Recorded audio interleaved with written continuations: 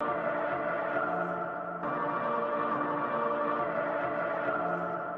Drew.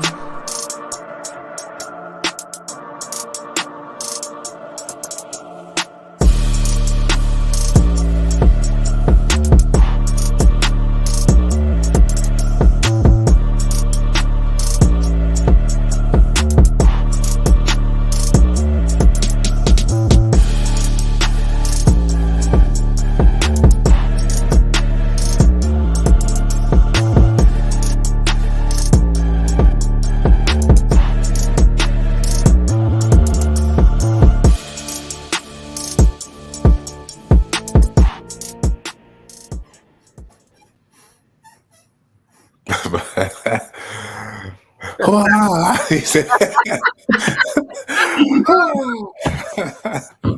Hey, y'all know how it go when you come on the first and foremost podcast, man. We always got them electric intros to come in. Yeah. Jerome coming up the fours, Bacon's vibing out in this nice dimly lit room with little like keys in the back. Y'all know how it go, how the vibes. How y'all fellas feeling tonight? Euphoric, brother, euphoric. How you doing, man?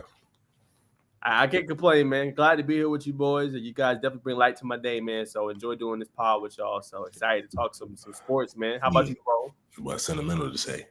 Doing good, man. Doing good. Love getting on with you boys. Always excited to get on. And I was work all day today. I was off today, not working, so I was editing, cleaning, and stuff like that. So I was a work day, so I was looking forward to getting on today. I'm excited to be with my boys and get it. That's 100, man. That's 100, man. So we got a lot in store for today. Obviously, we're going to start with our first and foremost. Obviously, it's a premiere hit of our show. Obviously, this is what it's called, First and Foremost Podcast, First and Foremost for this evening on Tuesday. I'm going to go ahead and start with Bacon. What you got for tonight? First and foremost, I want to say this is a podcast, but this is not only a podcast, it is a show. So, you know what I'm saying? Podcast is just a word, if you will. But first and foremost has to be the news that broke 5 hours ago. Kevin Durant, I believe he's out with a calf strain. He's missed 3 or 4 practices. And guess who will be taking his position in his upcoming game in Vegas? Bronny James Jr. Come on, man. I hope you know that's cap. That's cap, but it was on like NBA hoops. Not NBA hoops, but it was on like some. They trolling, bro. That's crazy, bro. That's crazy. There's no way. They trolling you, bro. That's crazy. There's a lot of fake news going on, man. We hate to see it, man. That's the revolution of AI, man. I got some AI data coming on later, man. So with the rise of AI, hopefully we can get rid of some of this fake news, man. I was like, man, it's gonna be tough getting to see Bronny with Team USA. Unfortunately, KD's out, but that'd have been tough, man. But yeah. Hey, I seen that tweet earlier too. I was like, oh, okay. Anything with like NBA, like Sintel or something, like they're a troll account, bro. Or Hater Central, they're trolls. The one that you see is called the Dunk Central. That's the real one. Dunk Central. Dunk Central. It's still with the NBA thing on it. Yeah, that one's legit. But that one you seen, yeah, they're trolling you, bro. Man, I done retweeted these guys. Let me get this on my page. I'm dead. Hey, sometimes it be like that, y'all. But we're gonna throw it to Jerome for his first and foremost. First and foremost, guys, as y'all know, I'm super excited because the NCAA college football game is coming out in 2 weeks, a week or something like that. I'm excited to play. But I want to say this, man. I'm a little disappointed right now, and I know it's gonna come eventually, but I'm a little disappointed because yes, they got my favorite mode, which is Dynasty mode. I love playing Dynasty mode, doing like 30-year Dynasty modes and stuff like that. That's always the funnest. But I'm a Michigan guy. I love playing with Michigan. It's been a little overpowered to play with in NCAA. So I like to have a little cupcake team and build them up. You know what I mean? And to add on to the Dynasty mode, I love to have the customness of the team builder. They have not announced team builder yet. I know it's coming. They said it's coming, but they not gave us a teaser. So I'm kind of disappointed, EA, man. I need that team. I need y'all to tell me if it's open. I need y'all to tell me how it's going. Y'all say, hey, you have a team builder. You just brushed over it. Come on, EA, do better, man. Do better. But did you see? I do think it's going to be a fire game, though, for sure. Did you see Donovan Edwards get some gameplay? Was it yesterday it dropped it? Or?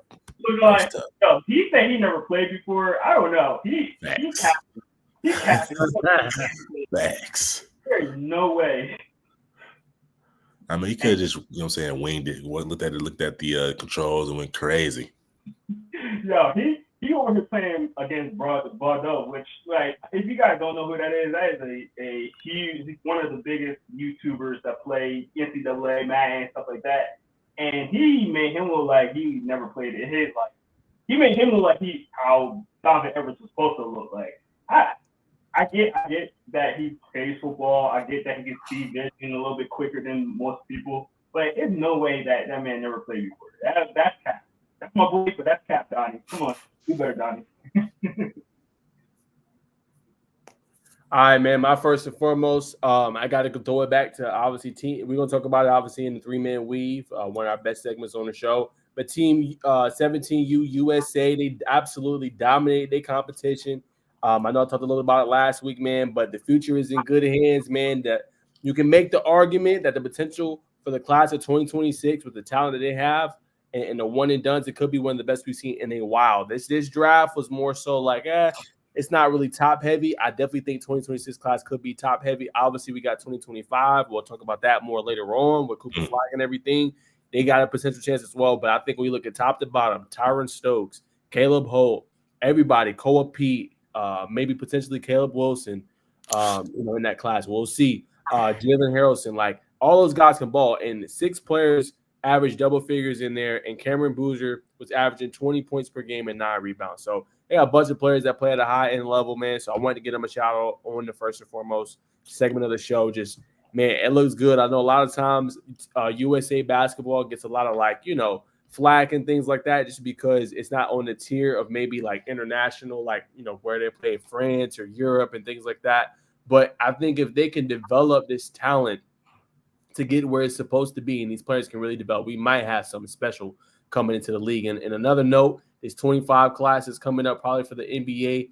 A lot of players from USA. I sent Bacon the list from Bleacher Report. Only a couple players I've seen from like Real Madrid, France, and everything like that. If this was a predominantly French draft that was in 2024. Good to see a lot of USA players coming up and being very talented. Now it's all about the growth and progression and how to continue to grow their games. That's 100%, man. That's 100%. I'll throw this in there. I think previous years we see this NBA, or not NBA, American talent kind of dominate, and then once we kind of get older, like 25, we kind of see those Euro players kind of, I guess catch up to speed. You know what I'm saying? So we'll see. We'll see. They definitely was beating teams by like 50, 60. So that's impressive. Yeah, and also shout out to Coach Sherman White. He coaches here for Pace Academy. Eric Chatfield, legendary coach, man. He just knows what he's doing. He coached Team USA, man. So I want to give him a shout out on the show as well. Mm-hmm. Yes, sir. All right, well, that's going to conclude our segment for the first and foremost, man. We're going to get to maybe the next best segment, hitting the grid. We're going to hit the gridiron, man. That's the segment for Blue 42 said hut. Yeah, Blue 42 said hut. Do the latest with that. But I think Jerome has something down below. He held his finger up, so let's throw it to Jerome real quick. Two things real quick. Two things before we continue. I know a lot of people on here wondering where's Latavius. He recommitted. He rescheduled his commitment date. Sorry about that. He rescheduled his commitment date to the end of the month. So he's gonna get on with us closer to that commitment date instead of getting on early this week. So if you guys are just wondering what happened with that, that did happen. I did put it on our Twitter page as well. But I appreciate John Davis going to come on with us. We really do. Wishing best of luck with his commitment. And when he does commit, we're going to get him on, and then we're going to go to the commitment party actually. So we're going to actually be there in person as well. So I wanted to say that. And then 2, we got to shout out to our guys back there in Phenom, man. We got to shout out to our guys at Phenom. So first and foremost, we want to thank Phenom for allowing us to have this podcast and being on us with being our sponsor on the podcast. If you want nice gear like this, we got different gears like this, man. The season about to come up. Make sure you hit up Phenom at PhenomEliteBrand.com, where you can get all of that stuff: cleats, gloves, hats, visors, all that stuff. Get swags up before the season starts. And for us, it's gonna help you guys out as well. You see that QR code right up there? You see where Bacon is? Point up where Bacon. Point up. See that right there? That's gonna be the ITH football promo code. Like, you pay at the end of your checkout, get 10% off. Save you some cash. So look good and save money. What? You can save money and look good? Let's do it, baby. So go in there, put that promo code on there. Not only does that help you guys out, that helps us guys out as well. So please support us. Again, we do thank Freenow for allowing us to have us as a sponsor. Appreciate that. Disclaimer, do not forget before we get into our segment, both of these gentlemen will be at games all season long for high school football. If you want them to come out to one of your games, definitely slide the DMs. They're giving out free gear for the player of the game, man. So if you ball, as my boy Bacon says, you will get the call. So you know what to do, man. Make sure you hit up those two gentlemen. Follow them on social media. It's right down below. Go ahead and get at both of them, and then they'll be at your game, man, and they will be anointing who they think again with some new, fresh merch. Matter of fact, Jerome, go ahead and slide your hand on the glove. Let the young man know how that glove feel when it caresses your palm and your phalanges. I put your shirt color on. I like them Kool-Aid ones. I ain't gonna lie, they be catching my eye every show. But them blue ones look a little more comfortable. I want too sweet. I'm gonna put my favorite color on. Let's see. Buy that blue ones. Okay. Look how sticky that is. Thing sticky. Woo! Let's see, we'll clear. Let me see. Dang, him and get it off. All right, here we go. That boy look like a Hall of Famer. I don't like that. Look good.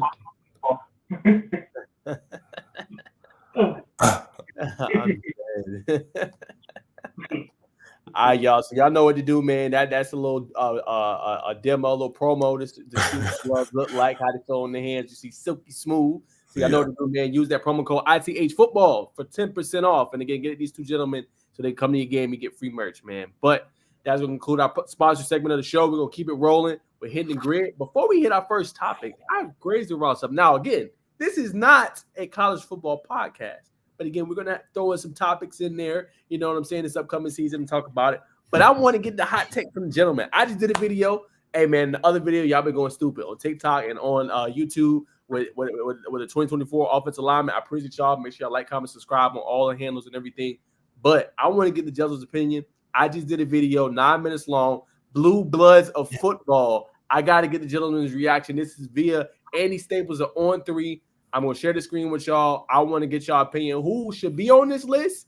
Who should be left off this list? I think this is a hot topic, and I think we need to talk about it on the show, man. So not one of our topics we have planned, but I want to get the gentleman's reaction. So I'll share the screen.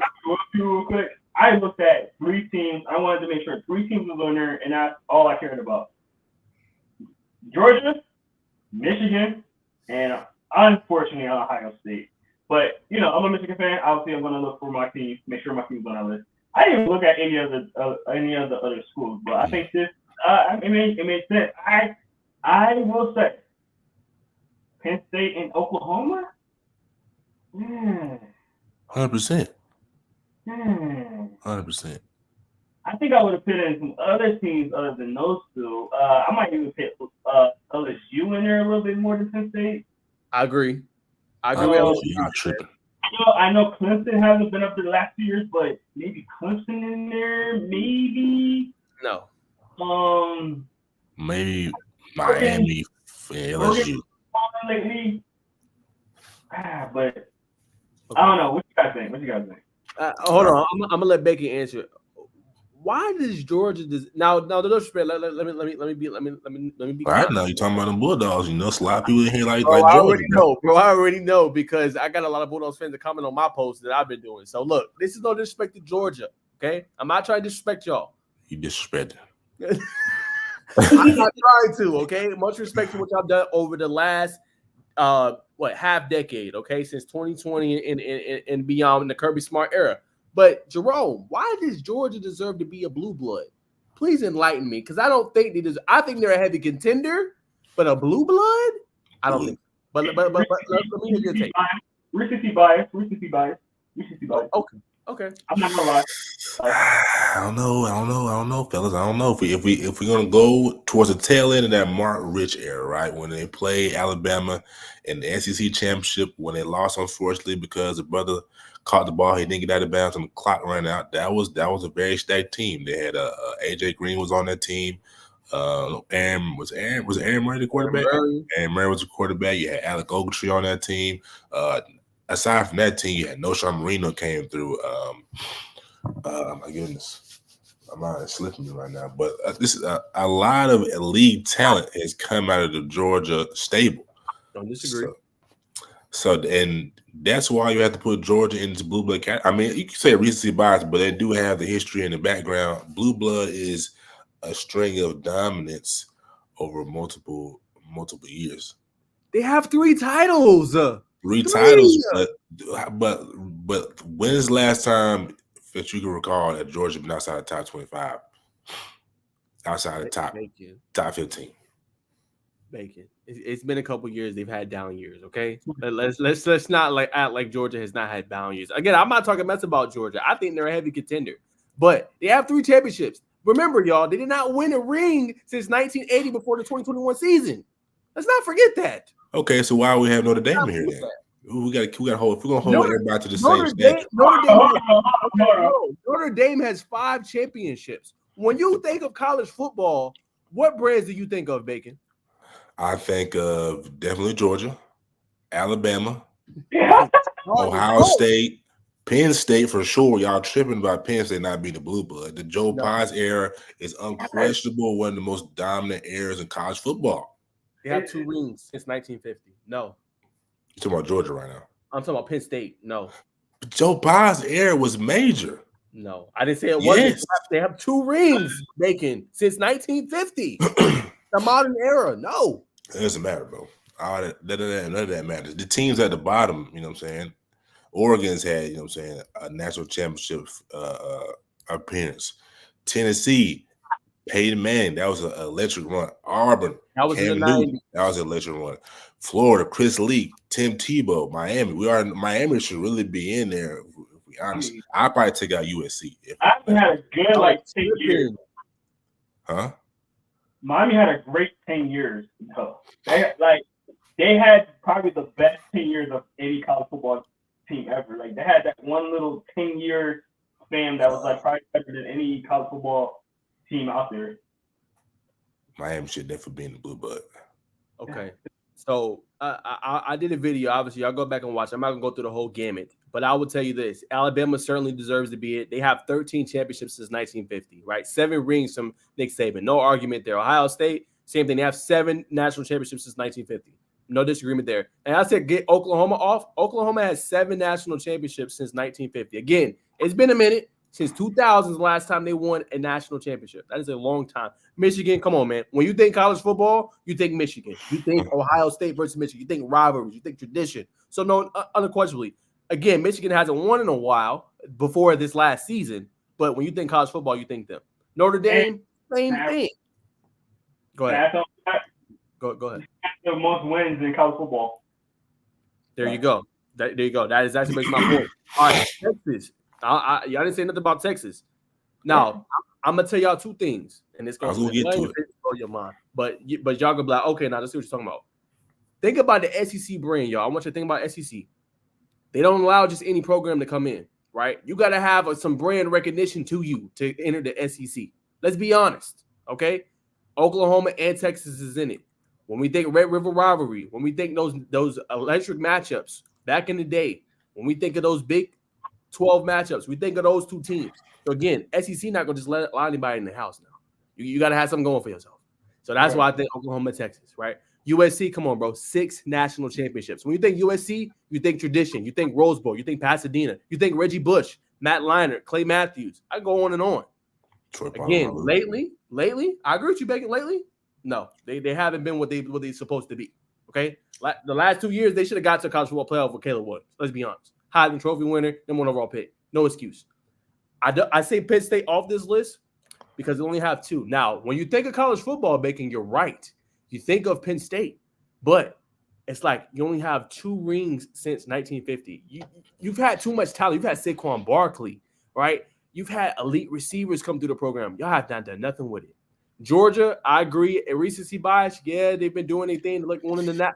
But I think we need to take a look at the league talent. Who's got the most players? I agree. That's a part of it too. The players you have produced. I don't disagree. But think about this. Georgia players started getting more prominence in the recent era. Have they not produced? Yes, they've had AJ Green, Geno Atkins. I know. I agree with you. No Sean Moreno, I agree. But for Georgia, it's really just started. Since 1980 up until 2021, it's been a minute. That's a long time, brother. Okay. Long time. You know what I'm saying? Long time since you got to national prominence. You feel me? The only two teams I would include, and I'm gonna stop my tangent. Florida State, and now I'm a Miami fan. Trust me, I'm a Miami fan. I wouldn't even put it to the blue, but yes, that's my college football team. If y'all ever want to know, I love the Hurricane. We've not been good, bro.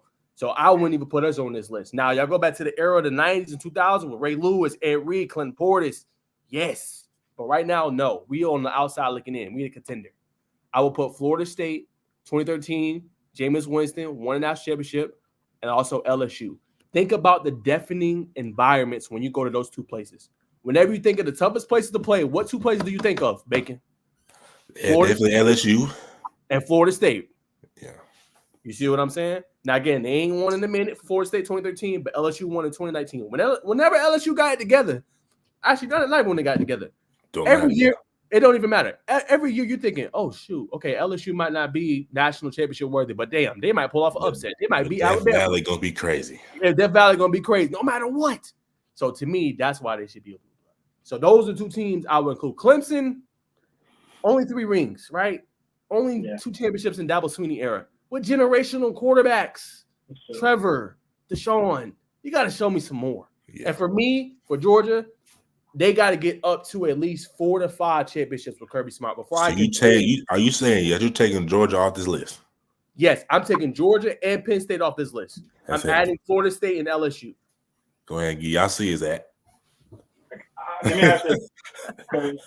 Najee made a very compelling argument. I'm going to push back just a little bit on it, but I like your argument for sure, especially with Georgia. And I even think, like you say, why Georgia? And I was honest. I was like, recency bias. I will say this though. Georgia and Penn State are actually, if you take out recency bias, take out the fact that we all live in Atlanta right now, you really think about it, those two teams are kind of very similar. If you really think about it, the amount of talent they both have, it's just different type of eras, So I think that those teams are very comparable. I think the difference between the two is, Naj, you kind of said this. When you think about the toughest teams to play, toughest stadiums to play in, Penn State got almost every team on here, hands down almost. I don't disagree. So I think that was if you're factoring in that as well, the environment of like the fandom as well, if you're putting that included in there as well, I can see why Penn State might have a little edge over Georgia. Just a little bit.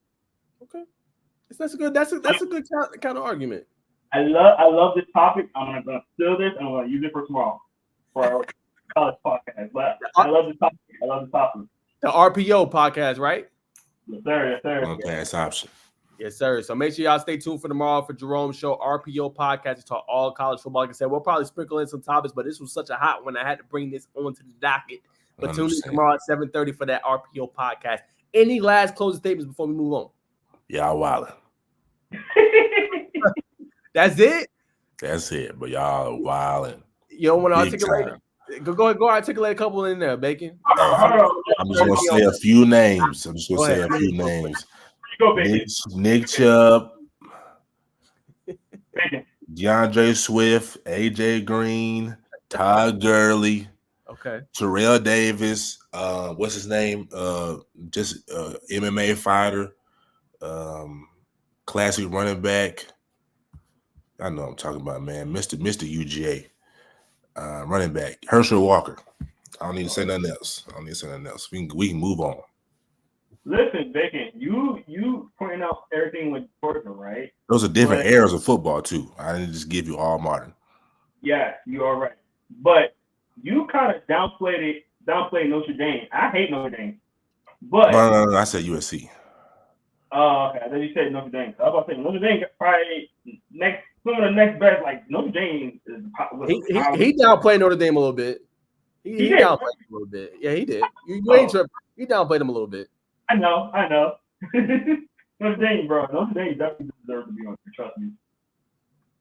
100%. They're historic, bro. They're historic. 100%. They're historic. But I'm definitely keeping UGA on, and y'all convince me on USC, but I may slide in somebody else. Okay. All right. Much respect, y'all. So that's the hot topic for today, man. Might have to start thinking of more of some hot topics, get everybody riled up to start kind of the show. So that's the Blue Bloods, man. That's our thoughts. That's who we keeping, who we taking out. Again, make sure y'all go look at the video. But we got another topic we want to hit, and that is Bacon was at the HBCU Mega Camp this past weekend. He went last year, was telling me about it. It was a major event. He enjoyed his time there, seen some people, seen Christian Langford, a couple big time players here as well. So let's go ahead and get Bacon's thoughts on that Mega Camp this past weekend. Yes, sir. The Minority Coaches Association of Georgia put on an amazing event, multi-annual event every year, headed by the two Razorbacks. You know, so I like to call them Coach Sylvie and Coach Tinker, Coach Mara Tinker. Man, they bring in HBCUs from across the nation, not just Morehouse, not just Clark, not just Miles College, but John C. Smith, any HBCU you can think of, Albany State, they're going to be there. And they had kids from different states, Georgia, Alabama, Chicago, Los Angeles, California, excuse me. So this is the first year I think they've been this diverse and just bringing time from different states. I didn't get to see the whole camp. I really came for the big man, and the big man did not disappoint. One player who caught it's a couple players who caught my eye, but one player who caught my eye is ironic. He was a player from Jonesboro, man. The young man can play. Let me get his name real quick. This is his second year playing football. He is a basketball athlete. Let me get his name real quick, but super technical. He looked good in the drills. It was a critique by I believe it was the Creekside offensive line coach. He was doing a little dancing at the top of his attack, but a super quick defensive lineman. Really to me, an outside linebacker. He was a little light, but bulking up, could possibly play outside linebacker. I'll get his name in just a second, but just kind of give y'all what I saw. Just an array of talent, kids of different sizes, like I said, from different parts of the nation, coming to compete. They did a few drills. They was trying to beat the elements, but nonetheless, it was a good camp. And definitely, if you're trying to get seen. Oh, another big thing. They not only did they have this 2025, 2026, 2027, they also had 2023s. I even see some 2021s on the rosters. They were just players who I guess maybe in the transfer portal that want to get some more looks on them. So they was there. So I thought that was major. A lot of talk is just on a lot of kids getting in the transfer portal. Most kids who get in the transfer portal, if you didn't know, they seem to stick. So kids, if you're young kids, young men, if you're watching this, if you want to get in the transfer portal, make sure you're getting in the transfer portal for a reason, with a purpose, and know what you got somewhere else to go. Because just because you're getting in the portal don't mean somebody's going to pull you out the portal. So I think that's big. But that was a big resource of just having kids to who are already in college to be there. So that was a big. I don't know if any other camp does that. So that was definitely major. But let me get this young man's name real quick.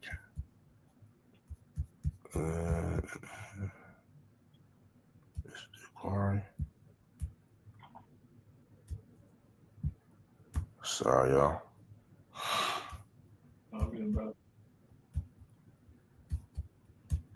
Too much emotion on the Twitter feed, man. Telling you.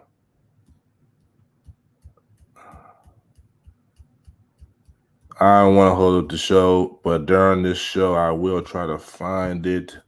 I'm gonna give it one more search. All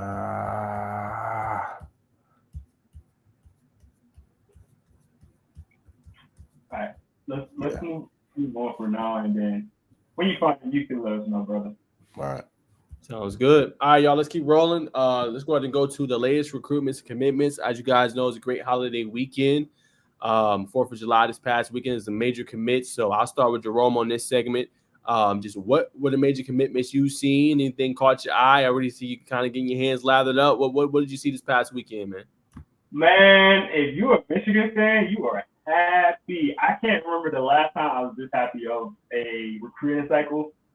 Man, Michigan usually don't, go crazy with the recruiting cycle, but I'm gonna actually put this on the screen real quick to show a couple of guys that Michigan got real quick. Now we'll talk about some other stuff later, right after. But I wanted to show right here that Michigan flipped Ivan Taylor. If you don't know who that is, Ian Taylor's son. He played in the NFL for the Steelers. He was committed to Notre Dame, and now he is on Michigan. So that is a huge flip. 4-star safety.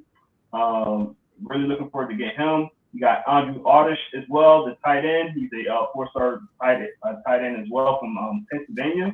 I actually knew him from being Pennsylvania, so that's pretty cool that I got him as well. He's the third-ranked tight end in according to On3. And we got 5-star safety Jordan Young. So we're waiting to see what he does. He's going to be committing. I don't remember October 12th, which is wow, that's a while from now. But this is top 4. Michigan's one of them. If we could get him and Taylor, man, that'd be a crazy duo right there. So that was my biggest take on this weekend. Obviously, with the recruitment, there's a lot that was going on this weekend, but obviously that's the big ones that stood up to me. Obviously, being a Michigan fan, but like I said, I haven't been this excited about a recruiting class in such a long time. The last time I was excited was actually when we got DJ McCaffrey.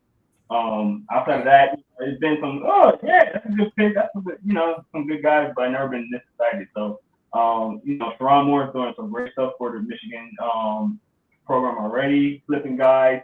That's another thing. Michigan usually don't flip people too. So being able to flip him from Notre Dame, who's getting some crazy commit. And that was actually their top defensive commit right there. So being able to flip him, put him on Michigan, man, that was awesome. So I was having a good weekend. I was definitely having a good weekend. What you guys got, though? Real quick, the player's name was Camarion C.J. Taylor from Jonesboro. But I did see some news. It was on 3 that what's his name from Westlake, Travis Smith, I believe is being crystal ball to go to Tennessee. I thought that was pretty big. I did see that on 3 recruits. And he eliminated a school as well. From his finals, he had 4, but now he's only down to 3. So, 100% agree with that. As well, obviously, he had new On3 recruits. They came out with new updated 2025 rankings. They included several players from Georgia. Isaiah Gibson, Justice Terry, Elijah Griffin were some of the main ones. Obviously, on that list for 5 stars. Obviously, we've seen Isaiah Gibson has been blowing up. Obviously, Georgia commit. But yeah, he has been up on 5-star on pretty much every list I've seen. 247, Rivals, On3, and all that good stuff. So that was another major one that we seen. As far as commitments, I know obviously Michigan went crazy. I'm trying to see if there's any major with players. Oh, Hollis Davidson. I don't know if we mentioned that, but he committed over the 4th as well to Auburn. He committed there. You don't always see that. I got a question from that from a fan. It says, well, like, how often does that happen? I was like, well, it kind of just depends on the player, but you usually don't see that if a player decommits. Usually, they don't commit back. They usually go somewhere else. But he did end up recommitting there to Auburn, a major standout from McIntosh here in Georgia. Also, another major one out of state was DeCorian Moore, plays for Duncanville, 2-time state champs. He committed to Oregon, so a big get for their program. I thought he's probably going to go to Texas, but a big get for them. And obviously, Coach Lynn is doing a good job in recruiting and getting their guys. And he's a 5-star on all the rankings, number 3 overall, I think, by most rankings as well. Kid's a stud. I was watching his film, and he absolutely lit up Texas, on fire, man. So the kid's a stud. And if you guys didn't know, Creekside will be playing Duncanville this year. So good luck trying to guard him. That will not be an easy matchup. And Keelan Russell, who is also blown up in recruiting lately, moving up by like 80 spots. That's his quarterback. So they're saying that's one of the best high school duos in the country. Those two. So that's something to point out as well. 100%. Yeah, I picked this up for you, Naj.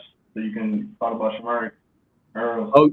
Oh yeah, man. So yeah, as Jerome alluded to, so yeah, Georgia has had a hot recruiting trail.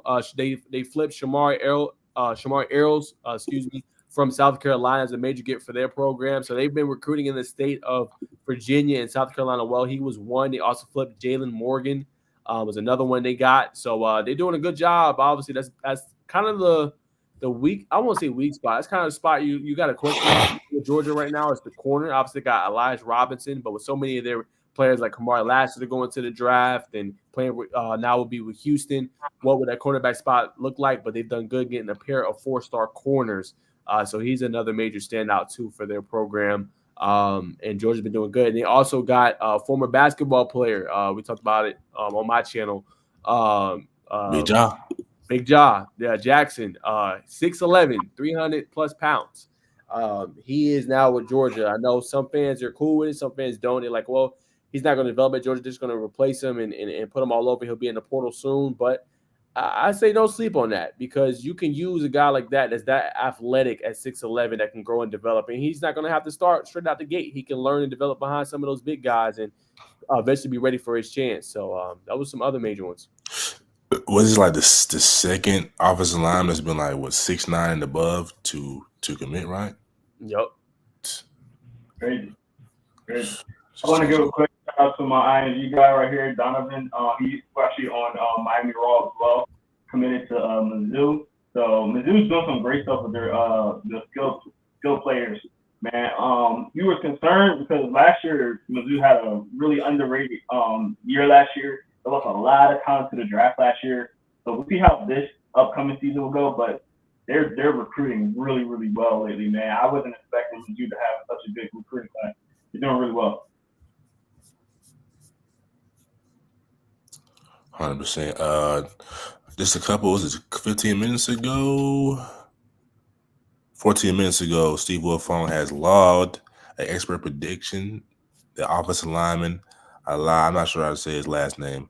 Looks like he's from, not sure where he's from, but he's Not even gonna try it, but it's an offensive lineman for Bishop Gorman that is predicted to go to Oregon.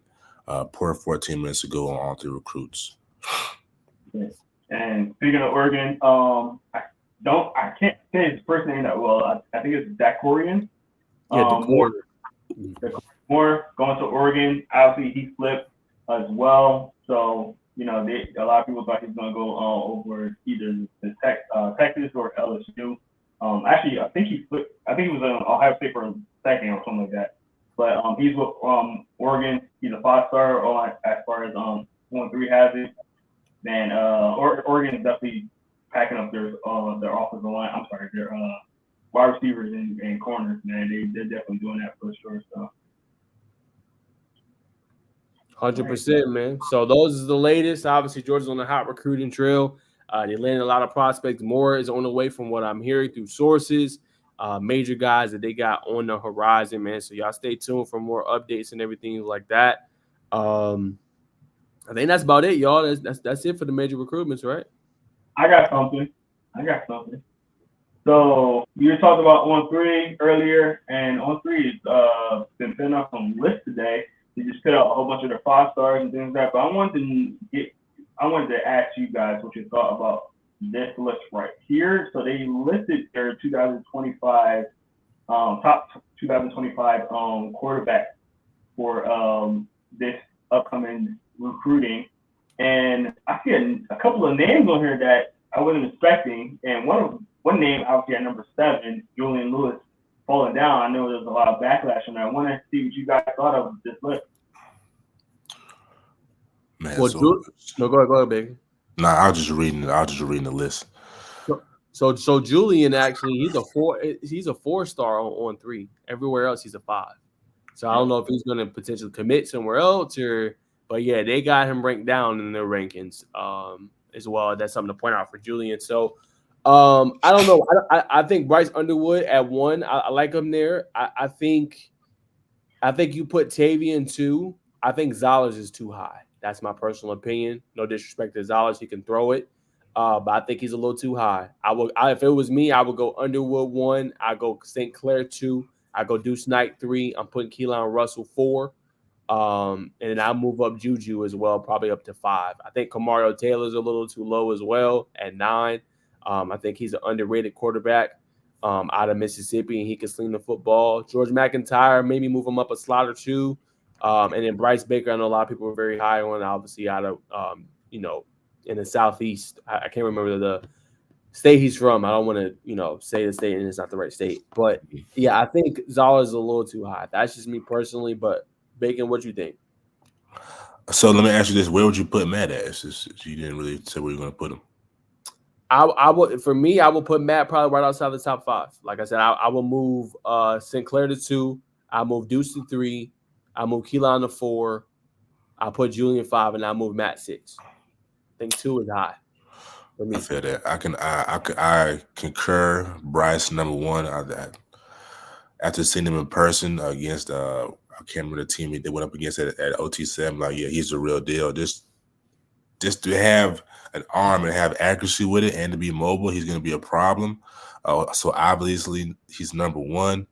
I like St. Clair 2, Deuce at 3. I agree with you. Kamario Taylor should be higher, rated a gamer at the Elite 11 quarterback whatever. So he's definitely impressive. Jude, I believe, to definitely be up, maybe 2 spots. I haven't seen Matt to really give my honest take, so I don't want to just be talking out the side of my neck along with the Texas A&M quarterback. But other than that, you know what I'm saying? It's solid list. George, I almost did it again. George. You know what I mean? I mean, well, man, George is a phenomenal quarterback, man. Tall quarterback who can spin it, man. He's going to do some wonders at Tennessee. I like him staying home. That's going to be a great story. But overall, man, a solid list. But definitely I would like to see Julian Lewis and Kamario Taylor higher on this list, most definitely. What about you, Jerome? Yeah, I like the list. I kind of agree with you guys. I do want to point out that Bryce Underwood, man, like they can say, bro, he can throw any type of sidearm over the, on a move. He can throw it any kind of way. So him being a number 1 makes the most sense. I just want to highlight that they got Deuce Knight finally on the high on the top 10. They've been doing my boy dirty for a while now, so I'm glad that they finally got him up there. He was actually listed as one of the highest risers on the list, which respect to him. And every time we do see him in person, it seems like he does get better and better each time. The OT7 championship, you guys wasn't able to go there, but he was one of the best players there, man. With all 5 stars and 4 stars that are there, man, he was clearly one of the best players. I think I talked about it in one of the podcasts before when I came back from OT7. He really looked the part, man, and he followed that up with the Elite 11, had a good performance out there as well. So rightfully so and well deserved, him being at number 4 in here. I appreciate it. He might need to be a little higher, but hey, man, I'm glad that they acknowledge him for sure because he's a baller, man. Sure. Very true. Very true. Also, man, to have Jew to rate him as the most accurate quarterback at the Elite 11, to have him at 7. I mean, I know Elite 11 and all 3 are 2 different entities, but when you look at the quarterback position, accuracy is probably top 2. Top 2. Top 3 if you want to be conservative, but quarterback's got to be accurate and he's got a quick delivery. So that's a question mark for me. I'm saying great question about Jerome bringing up another topic to the show to kind of conclude the Hitting the Grid. I loved it, man, being able to debate. We got to start probably doing more of those, man. Just looking up, whether on 3 or 247, they got a hot topic, putting it on the show, and being able to get, nice rebuttals back and forth and get our thoughts on certain lists like this. So great job by Jerome helping us think of more ideas to bring on the pod, man.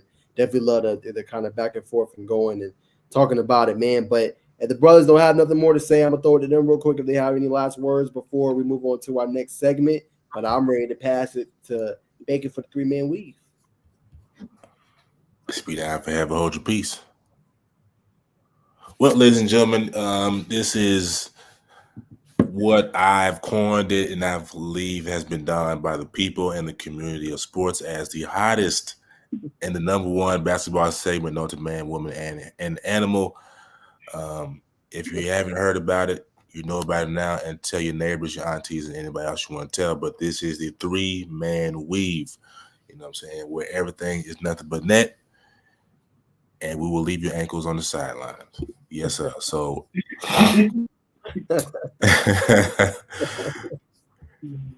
so first and foremost, so I want to bring up, I would share my screen, but my computer, you know what I'm saying, is a little funky right now.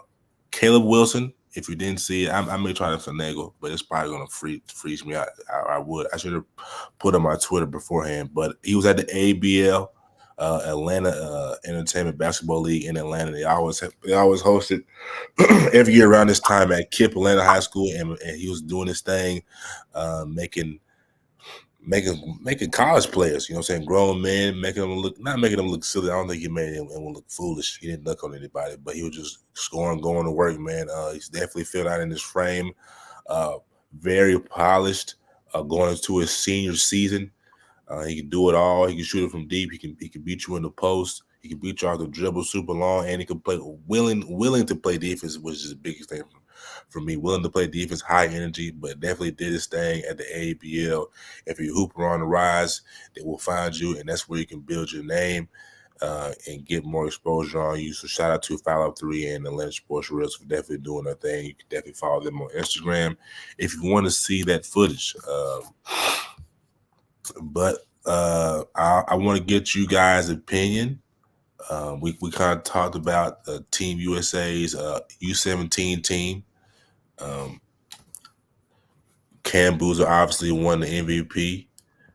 Do you feel like this is the best U17 team that has come through the FIBA National Championship? I won't say the best team, but I say it's definitely up there. I think they're top tier. And the reason I say that, Bacon, is because obviously we've had great teams come through and they've won. But to do it in the dominant fashion that they did, beating some of these great teams as well on the road, and none of them being close. I talked about it obviously in my first and foremost, and I just felt like you look at the accumulation of talent, they bought in together. I don't think a player averaged maybe besides Boozer more than 20 on the team. So that shows me that these guys can play together. They can buy into one mission, one goal, instead of just all about me, all about my stats and stuff like that. Like I said, I think the accumulation of talent and the great coaching that was on display as well. You seen it when the boys was playing, and them boys was having fun. They was throwing lobs, they was cooking defenders. You know what I'm saying? Like it just seemed like they was having so much fun out there on the court. So for me, I definitely put them like top. Like it was probably one of the best ones we've seen. At the best, that's a little bit hard for me to say, but I'd say definitely one of the best. You know, Coach White did coin the team as the best. And I'll read a quote for you. Go ahead, brother. No, I say, and he is a legend, so 100%. I will read a quote. I'll read a quote from him per USAB.com. Those guys came out laser locked, focused, and came out and executed the game plan, said Coach Shamon White. They played together, they played for each other, and they did it the right way. Nothing more needs to be said, man. Dominant performance, beating every team by 50 to 60. That's just I will say that's unheard of. That's per norm for the USA team going up against the Euro players. That's impressive. So you know what I'm saying, kudos to those guys, and again, kudos to Cam Boozer for winning the MVP and scoring over 20 points, shooting 60% from the field, averaging throughout the duration of the FIBA tourney.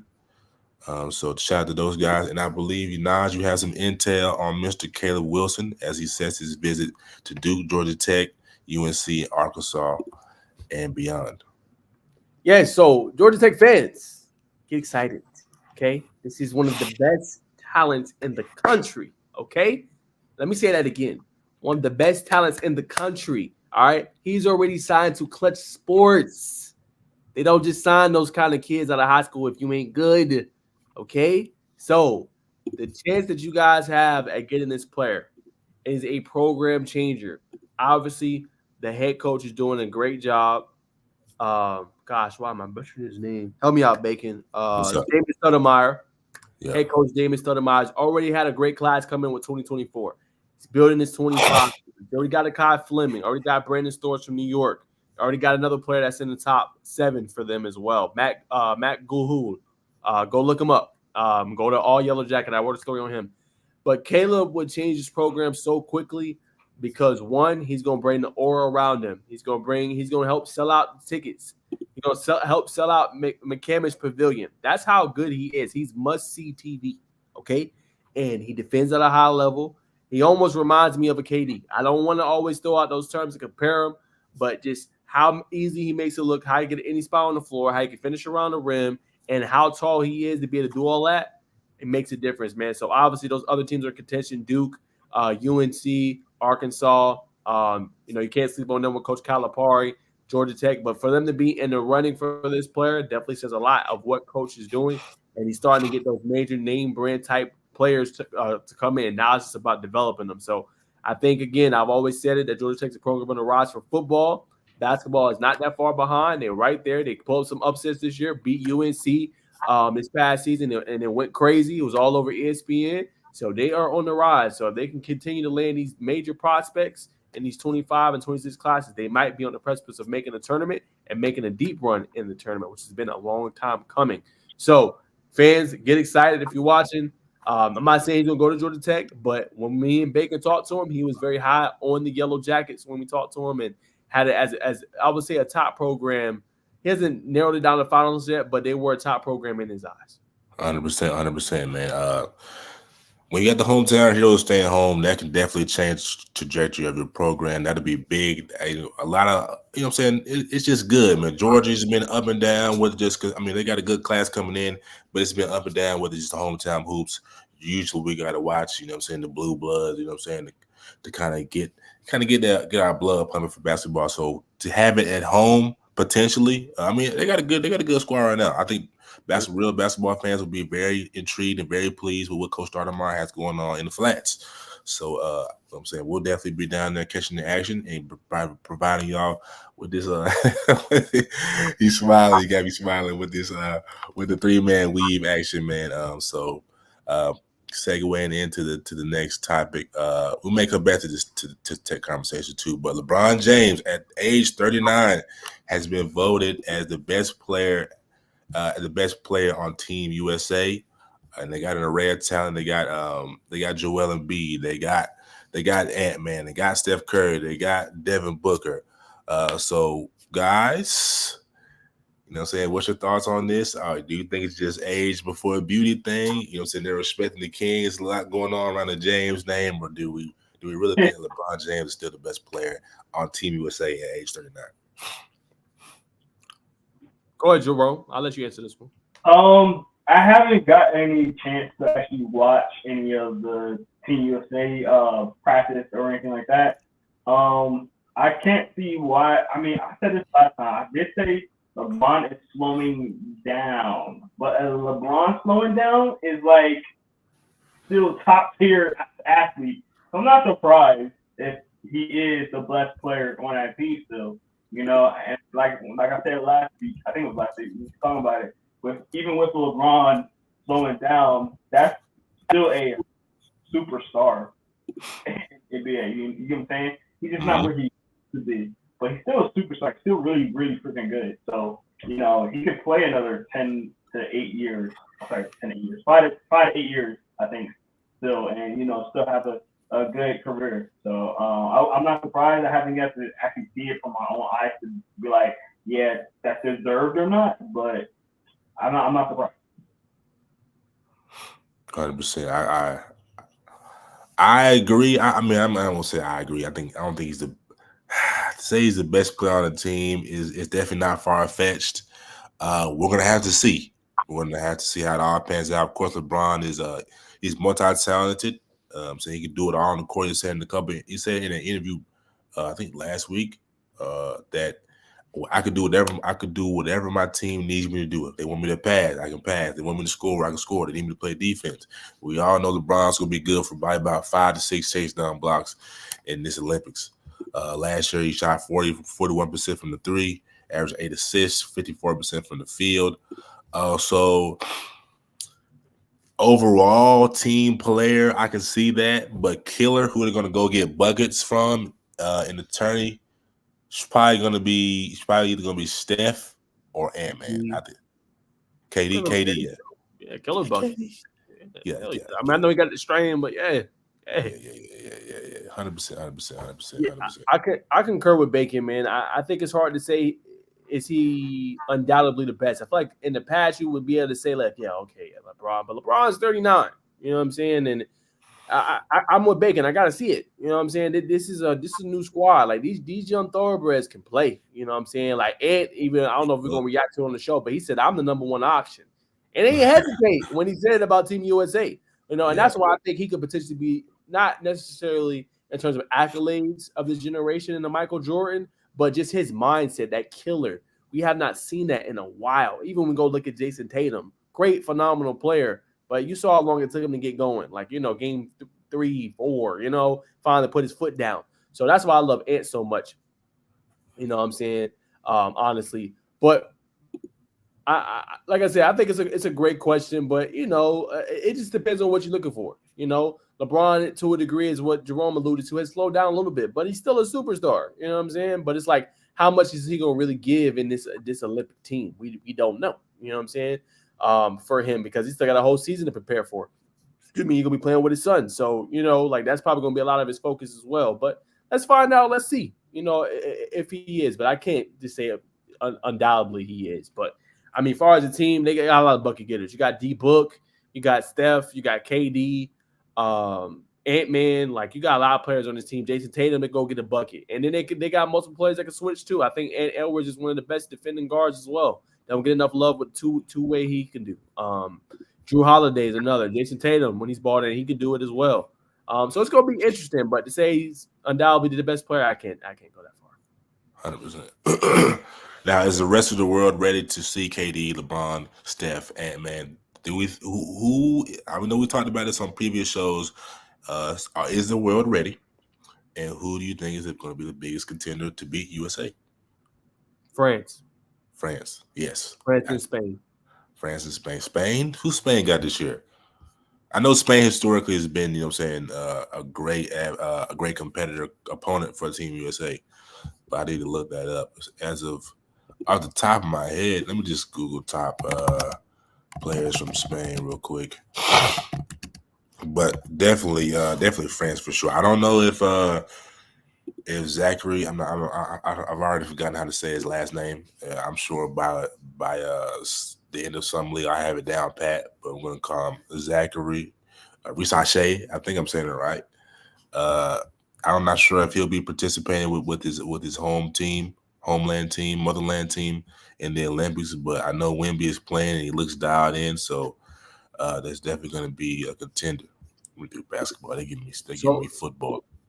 So not too many notable players. Obviously, Juancho Hernando Gomez, Willie Hernando Gomez, Rudy Fernandez, Lorenzo Brown. Those are probably the main players. The reason I say Spain is because they play so good collectively as a team.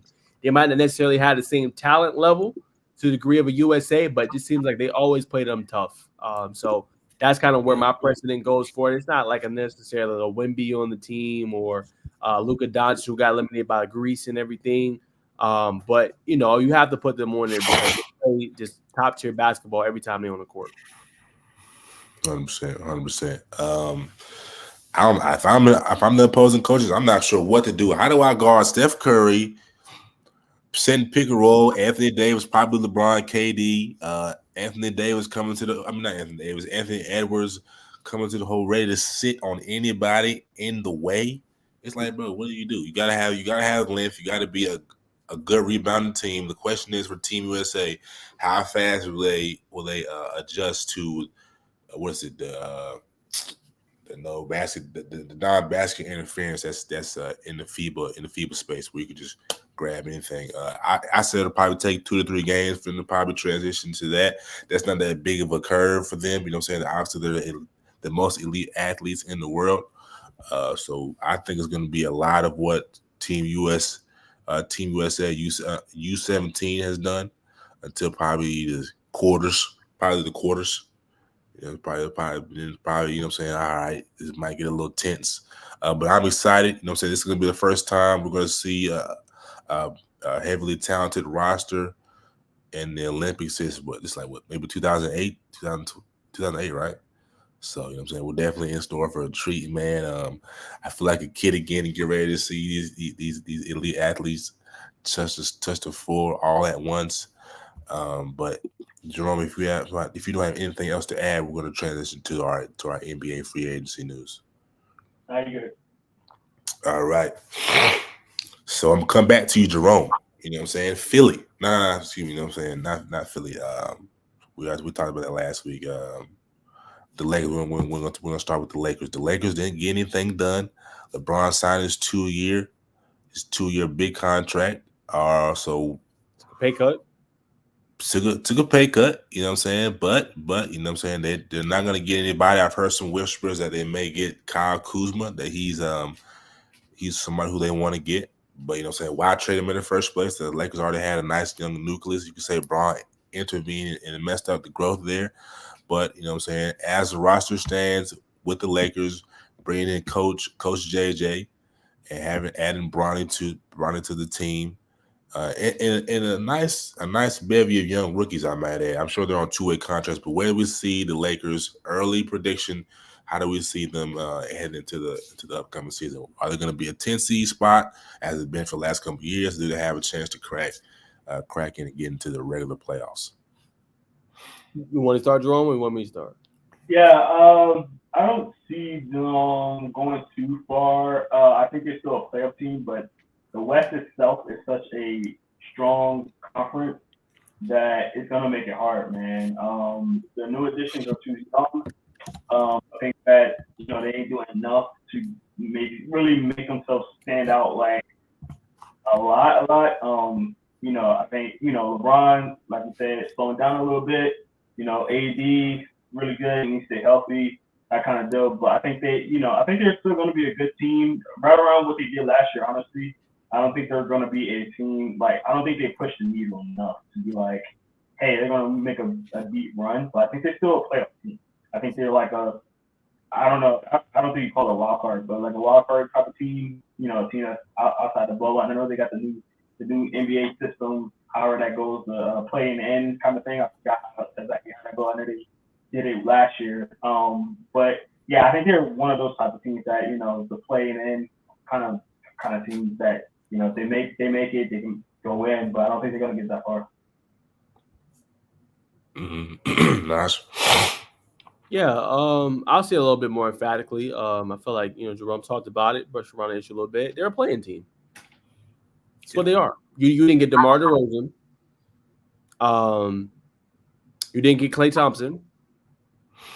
Who was some other free agents they didn't get? Valanciunas. You didn't get Valanciunas. You didn't get James Harden. Didn't get James. Didn't get Paul. You didn't get Paul George. So it's like you're fielding the same roster as last year. You just added a couple new rookies in. And I know they're high on Jackson Hayes, and he's good, but you haven't upgraded the roster. You haven't. LeBron's 39. What else are you expecting? You need another Cole Star. Now, AD is that, and he's in the front court. You need a guard. You need a guard. Somebody to run the show. I know LeBron's point forward, yada, yada, but you need somebody that can create their own shot. When AD's doubled or LeBron's double going to the rim, you need somebody that can spark. You need somebody that can create offense, play make. You don't have it. You don't have it. You know what I'm saying? Right. Now, Dalton Connect's a good piece. He's young, though. You know what I'm saying? How effective can he be? You didn't upgrade at defense. You didn't get a 3-and-D wing, right? You still have Jared Vanderbilt, who's hurt. So it's like you didn't upgrade, and it got better, right? The West got better. OKC got better. Dallas got better. Minnesota got better. They got Rob Dillingham. They got better.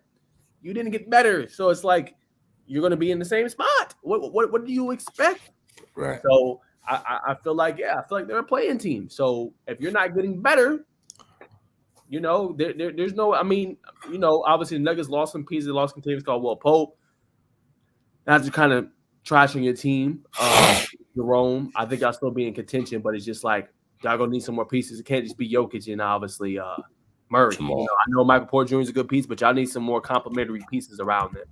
And I know you're expecting Christian Braun to step up, but just a couple more pieces in there. So to me, I just feel like the Lakers didn't really upgrade, and some of the stuff, like, I think it's going to be tough for them.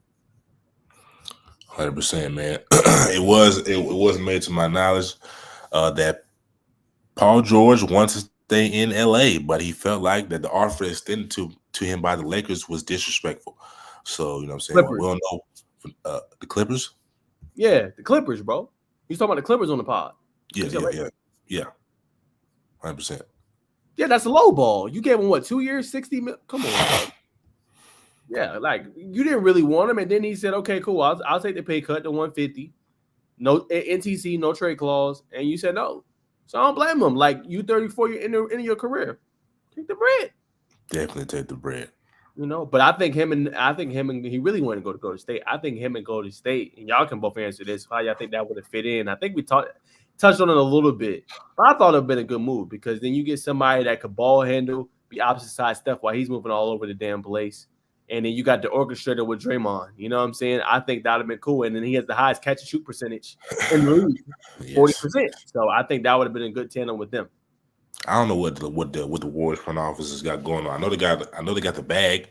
I know Steph's eating most of the salary cap, but who else? So I'm not sure.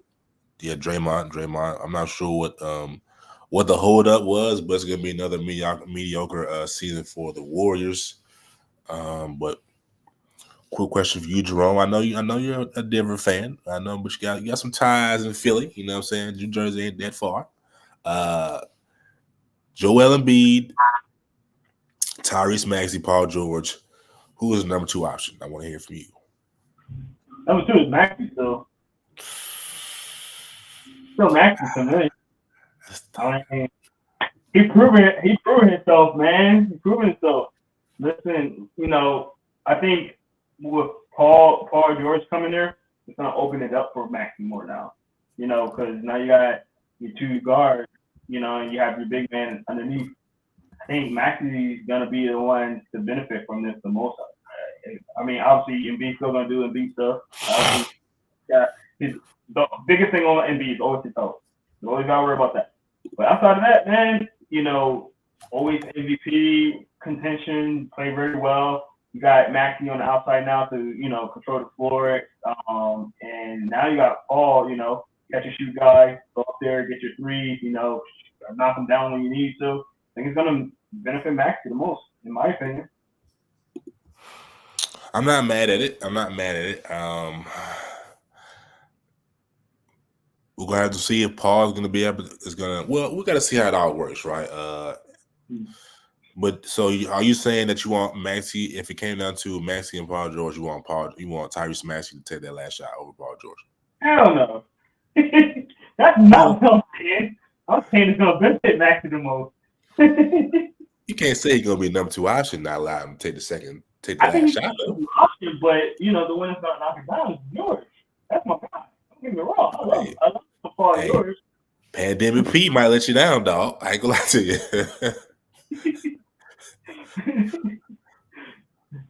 But nah. Yeah, I just want to know what y'all thought. Go ahead, Naj. Yeah, I think for me, a hot button topic. I'm surprised Bacon didn't hit on it, but it's been talked about all week and last week from Skip Bayless. Obviously, I know a lot of people don't listen to him no more. I don't, but I seen it on my Twitter sphere. No disrespect to him. I mean, just call him what it is. He talked about it, and then I think it was Nick Wright. They both talked about it on their shows. And they said Paul George is not a superstar. Like, he doesn't move the needle. Like, that doesn't make him any better. So obviously that's a little bit of a tough topic, I think.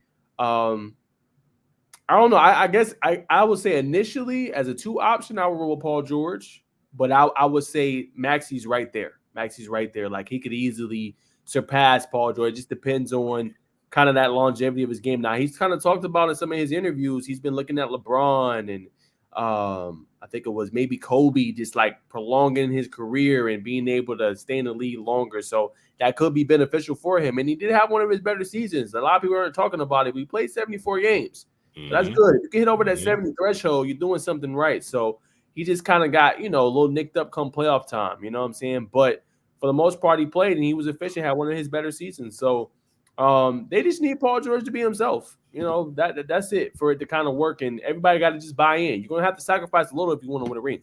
That's just what it comes down to. So I would go for right now, I would say Paul George, but I would not be opposed, as Jerome said, to seeing Tyrese Maxey take that last shot. I will feel okay with it because he's so young and 22, 23, and he got so much more room to grow. You kind of know what Paul George is and what Joel Embiid is. Maxey's ceiling, though, is very, very high. So, I think for me, that's why I said I think he could overpass Paul George. Maybe not right this sec, but don't be surprised next year, that year after, he surpasses him. 100%, man. And I got to ask, fellas, like you said, the West is getting tougher. We didn't bring up the Memphis Grizzlies, but Ja Morant is definitely coming back with vengeance. You know what I'm saying? How do we think that the Grizzlies will look next year? I'll start this one. It all depends on his health.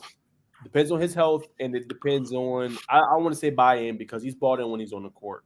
It's about how he conducts himself off the court, And what he did, it wasn't necessarily a crime, but it was like, okay, bro, like it's what Ant is right now. Not saying Ant did what Ja did, but Ant is one of the faces of the NBA. Ja was a face of the NBA before all that stuff went down. Like we could just be 100% honest. He was the face. So he has to conduct himself making in that manner. You know what I'm saying? You can't just do all stuff willy-nilly when you're the face of a billion-dollar, multi-billion-dollar corporation. You know what I'm saying? So if he can stay healthy, for one, and then two, if he can conduct himself the right way, the ceiling is limitless. The only problem is Memphis just don't have a lot of experience. Like, obviously, they made the playoffs. They played the Lakers. They made it to the second round, the deepest they went. They went past that level. Like, we seen this year, people grow up. We see, like, let's be honest, Baker, real quick. We seen Jason Tatum grow up before our eyes. We seen Jaylen Brown grow up before our eyes. We seen Anthony Edwards grow up before our eyes. Right. We haven't seen Ja take that step yet. If he could take that step forward, you never know. They could find themselves in the Western Conference Finals and nobody's talking about it. Like, oh, well, where did this come from? And then they got a pretty good piece with, obviously, Zach Edey drafting him. Yeah. So it all depends on his health, I would say. And it all depends on not how bought in, but his health and then how he conducts himself off the court. What do you mean by that? No, I agree. I agree exactly what Knox said, man. It's all about his attitude off the court, man. If he can, mentally get it right, stay healthy, and sometimes, honestly, the health thing, I always thought this was that his health contribute to his off the field antics. When you have antics and you're distracted, you can't always be in the right mindset of, working out the right way and make sure your body is right. You know what I'm saying? Because you're causing yourself so much distraction, so much, backlash, this and that, getting suspended and things like that. You know what I mean? It kind of throws off your daily routines and stuff like that. But all the greatest guys, you don't see them get in trouble and still be as good as they are. That's because they're able to lock in. Be able to focus on take care of the body and stuff like that. So, I think a little bit, if he can kind of mature a little bit, you could kind of see him go, maybe get himself back into that mode where he was the face of the league. He might not be the face of the league anymore, like, because people don't forget. But, you can work your way close to that stratosphere, you know what I mean, where, people are looking at you as one of the best players in the league and one of the guys that's going to pioneer the next generation of great players. So I think he can get back to that. I think the Memphis Grizzlies are in good hands still, but it all revolves around him right there. Last thing I wanted to add, I'll throw it to you, Bacon. Jerome talked about a key piece that mature. I say maturity. My daughter now, probably a lot older. Remember, she was young, 3, 4. She's probably 7 now. It's time. You know what I'm saying? This is the person you providing for. This is the person she looks up to. You know, that's why I say it's important to see how you conduct yourself, that maturity, you know, because you got somebody looking up to you now. I'll leave it at that. That's a good point. I like that. I still think John Morant is. I'm not gonna say he's the face of the league, but when you control the youth, I hate to bring I don't hate to bring up the artists, but young boy, you know what I'm saying? People have different perceptions on young boy, good or bad, but similar influence on the youth. And when you just have that chokehold on the youth, I know Anthony Edwards is doing his thing, and he's got to. I feel like Ja and Ant, when they come back and they're playing at peak, they're going to be here. But you know what I'm saying? So I think that Ja is still going to be one of the faces of the league, no matter what the NBA does. With maybe putting Luka on the cover or commercials or whatever. But let's not make any mistakes. I think, you know what I'm saying, Ja's definitely going to miss some time. I know he's adding on some weight, but, just coming to the whole, not recklessly, but coming to the whole, you know what I'm saying, acrobatic style. He's going to hit that hardwood, you know what I'm saying. Butler may miss some time. But let's look at what they've been cooking up. Now, I can't remember who they drafted this year, but adding G.G. Jackson last year, who was in the Rookie of the Year conversation, having multiple 20-point games. Jaren Jackson, who's kind of entering into that veteran role on that team. You still got D Rose on that team. Is D Rose still on that team? Yes, D Rose. He retired. Dang, my boy done retired. I ain't gonna lie. That was my favorite player going up, but that's beside the point. G.G. Jackson, Zach Edey, Desmond Bain. You know what I'm saying? They still have some pieces. Luke Kennard, who shot 40% from 3 this past year. So we've got, you know what I'm saying, guys like that, man. They had what they need. I think this last year, of course, they got hit with they got hit with the injury bug in a major way last year, but you know what I'm saying, they also have this budding youth that's on the rise.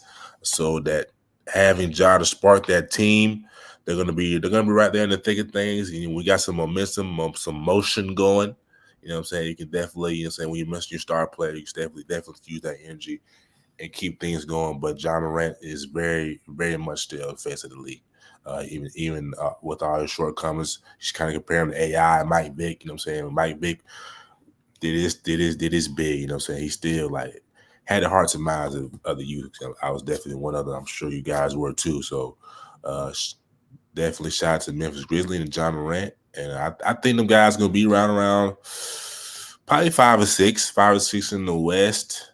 They can definitely shoot higher up, but I think the Rockets are going to be in that mix too. Like the West is getting better, so it's going to be interesting, fun season to watch, ladies and gentlemen. Before we conclude the 3-man weave, I want to talk back on the. Go ahead, brother. I'm talking about Georgia Tech again. Go ahead. I'm gonna throw it to Jerome. He always asks us a question. Oh, yes. So let's throw it to him. We want to keep him involved. So, Jerome, what question you got for us tonight? I thought y'all forgot about me for a second, man. Never that. All right, real quick. Before I get to my question, I want to show some stuff real quick. One here. Let me find the video. I have it here. All right. So, your boys. It's funny because I learned about this guy because of you guys. So I wanted to ask you guys about your boy Cooper Flagg. Great question. We need to talk about that. Great question, Jerome. So you see he on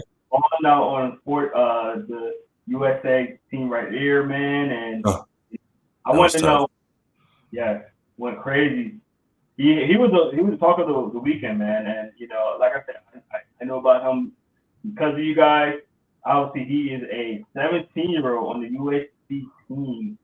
So I have a 2-part question. First, what's your thoughts on him being on the USA team and how he's playing? And 2, there's a rumor going around. But let me hear from the first question first, and then I ask the second question. But go ahead. Start with you, Bacon. What's your thoughts on him playing at the USA team? I don't think he's gonna be on the roster. But I think he's just practicing with him. But I mean, how do I feel about it? I don't mind it. You know what I'm saying? Obviously, he's doing his thing. He's gaining experience. He's gonna take that with him to Duke.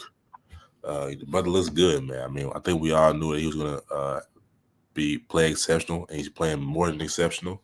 So I like it, man. You know what I'm saying? It's getting more eyes on the game. You know what I'm saying? Different fan bases looking at it. So I don't mind it at all. I got a hot take, but I'm gonna wait till your second question to come and deliver my hot take on Cooper. That is the select team he's playing for. If you guys did not know, select team is a unit of players, a lot of young guys from the league. Pajemski was on there. I think Min Thomas or Asar Thomas was on the team. A lot of young bucks was on the team. So if you guys don't know, like USA, they get a whole bunch of gamut of young players, and sometimes even if you're good enough as a Cooper Flag, 17U type of player, and they just go up against the USA for exhibition and things like that, being able to go up against younger talent. So this was a debate me and Bacon had before. We're talking about him and obviously Ace Bailey, if you guys remember a couple shows ago, and that we thought Ace should probably be on the team and things like that. I'm not going to give him a take yet, but it's good to see him on the team. Good to see him doing well.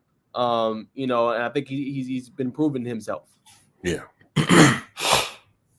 Second question is, he's going to Duke right now. It's been a rumor, and I could not for let me find the rumor that I found it from, but I heard this rumor that Cooper Flag is thinking about playing all 4 years at Duke. I did see that. You hear that too? Cool. I was tripping. I want to know what y'all take on that. Good idea, bad idea, and what would you do if you were I'm not going to never shoot no player down for staying out for a year getting this degree, man. You know what I'm saying? It's free. Go ahead and get it if Uncle Sam going to pay for it. You know what I mean? I don't have no problem with it. Duke, the only thing is going to add some pressure to Duke. You know what I'm saying? With him staying out for years, I'm like, I don't have to get that natty one of these 4 years. So it's going to add a little pressure, because they already have pressure on them year to year, having one of the top recruiting classes. So I don't knock them for it, man. For me, like I said, I'm not gonna knock. I mean, if you go look at where front court players make, it's ridiculous. I'll throw you an example, Jerome. Your boy Armando Baycock, front court, over $2 million in his career at the position. So I mean, it makes a lot of sense. You go and get developed, you come into the league, you're ready to go. You know what I'm saying? Potentially. Only way it could hurt him is potentially his draft stock. He's already viewed as the consistent number one player. So that's the only part that could maybe potentially hurt him, especially to Bacon's point, if he doesn't win a ring with them.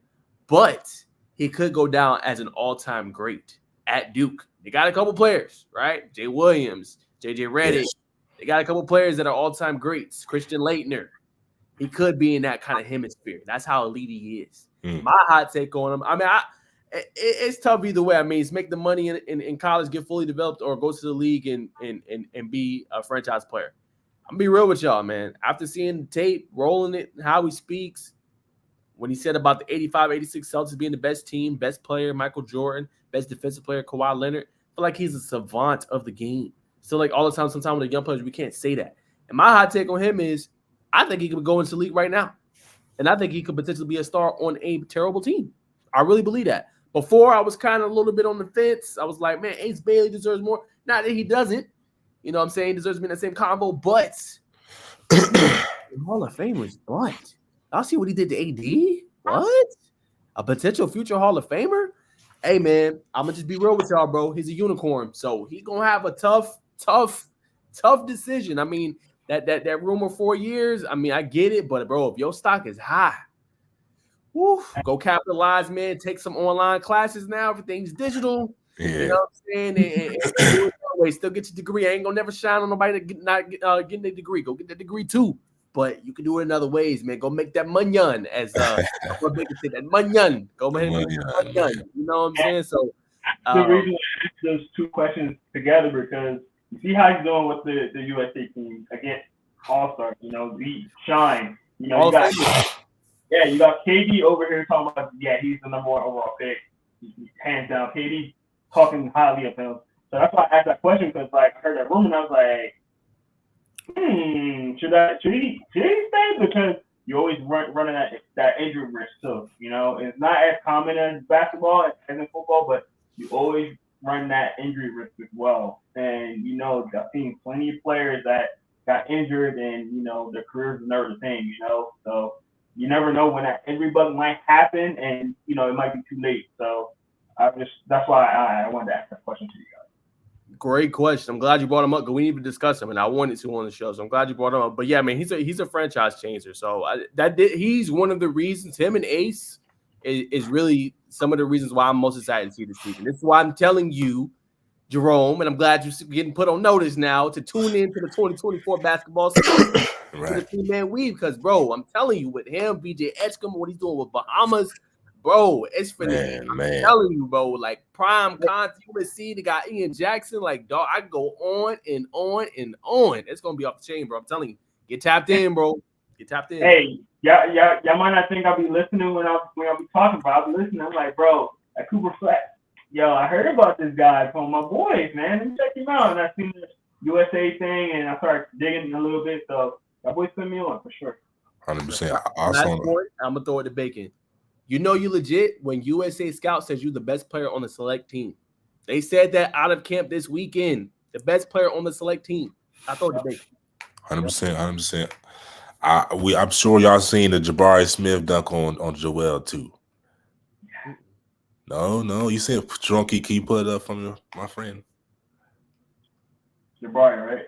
Jabari Smith, Sandy Creek, hoop legend, dunked on Joel Embiid, man. It ain't no, you know what I'm saying? No, like they jumped at the same time, but it kind of lacking. I think it's three-man weave worthy, to say the least. But to that note, what we said about Cooper Flag, man, I you know what I'm saying? I like what I've seen. Oh, here we go, ladies and gentlemen. Hey, it was one of them jumpies. Yeah, it was one of them jumpies. Hey.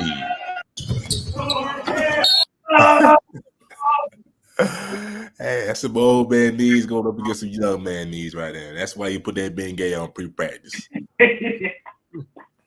But to what y'all said earlier, man, I think, you know what I'm saying, I'm not trying to take anything away from Coop, right? I'm not trying to be hated by any means, but we have to look at this situation for what it is. This is not an NBA, even if it was an NBA practice. It's not an NBA game. It's a different tempo. Obviously, you know what I'm saying, when you a vet, you know what I'm saying, all right, coach, Coach Kerr, I know I'm gonna get these minutes, you know what I'm saying? We here fine-tuning.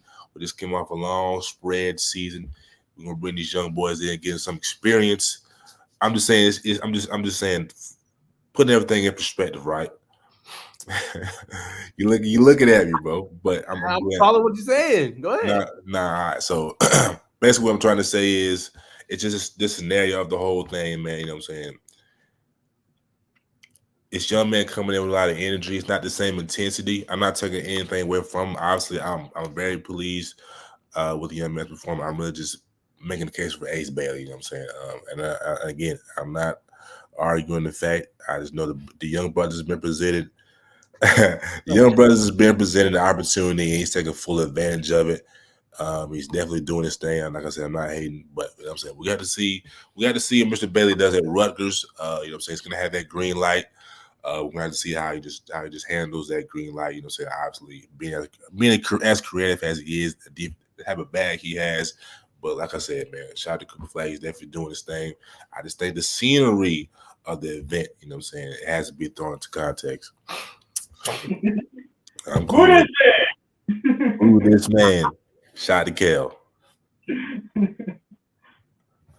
But to end off the three, actually, I want to bring up the tape thing again. We talked about Caleb, man. Again, I just want to speak on the magnitude. Do we think if they had a team of Kai Fleming, potentially, but also Caleb Holt, you know what I'm saying? But that's another discussion for another day. Caleb Wilson, Stores, and anything, but just those three alone, you know what I'm saying? Is that team worthy, and do they have a chance of bringing a national championship back to Atlanta, not to the Flats? I know it's the Flats, but to Atlanta, Georgia, to the Peach State. Hell yeah, yes. As freshmen, now how long will they have to stay? As freshmen, I don't know. No, you didn't say freshman. You said to bring a title. You didn't say long? freshman. You didn't say how long. You said to bring a title. Yeah. To bring a title, hell yeah. Now freshman year, I don't know. They got to get acclimated first. How long will they stay? Will they stay? Or are they willing to put in 2 to 3 years? Really 3 years, maybe. I don't know. Like I think they could win in year 2. Maybe. Year one, I don't know, because we've seen the greatest collection of talent before on Duke with Zion, Cam, and RJ Barrett. And they only got to, I think, maybe an Elite Eight. So yes, Elite Eight. I said first year, I don't know. But if they was willing to do 2 years, I could see it, yes. Yeah. Because it's unguardable. You got somebody on the wing that can shoot the eyeballs out. And then you got a shot creator extraordinaire in Caleb Holt, potentially. And then you got a Kai Fleming who could be a lead assist man and also can get to the rim as well and can spark. Yeah, that's tough to stop. Tough to stop, man. Nasty work. That's why you seen that face. It's nasty work. Well, there you have it, folks, man. And before we move on from the 3 men, we'll be remiss not to bring up Miss Angela Reese. I believe they're playing right now. I'm not sure what the score is, but you know what I'm saying? Definitely the front runner for Rookie of the Year in the WNBA. I believe if she gets a double-double tonight, I believe this will be the 14th or 15th consecutive game for her. So shout out to the Bayou Barbie, man. We definitely got to bring her up. But if nothing else needs to be said, speak out, forever hold your peace. Unfortunately, ladies and gentlemen, we will be concluding the best basketball segment. I ain't going to get into all that, you know what I'm saying? Man, woman, this is the best basketball segment on the planet. You know what I'm saying? Better than the first thing, all of that. You can call Stephen A. You can call Unc if you want to. But that'll be a conclusion, ladies and gentlemen. So moving on to the next segment. Pass it to Romy to conclude us down. I'm doing? Yeah, I think we're going to start doing that for the show. We're going to pass it to you to conclude us down with the words of wisdom and where we at. Yes, sir. Yes, sir. Yes, sir. So let's start words of wisdom, guys. Let's get some words of wisdom in here. It's like a spiritual time of this time, you know. We go heart to heart, you know, for our boys. So I want to say this. I think it was last month was men's mental awareness, but altogether, man, we should be doing. It shouldn't be just dedicating it just to 1 month. It should be a everyday, weekly occurrence, man. Making sure our men are, mentally there. You know, there's a lot of, and nothing against women or anything like that, but I know men, you're always compartmentalizing our feelings and how we're feeling mentally. So We dogs. make sure we do. I hope my 2 brothers here are okay.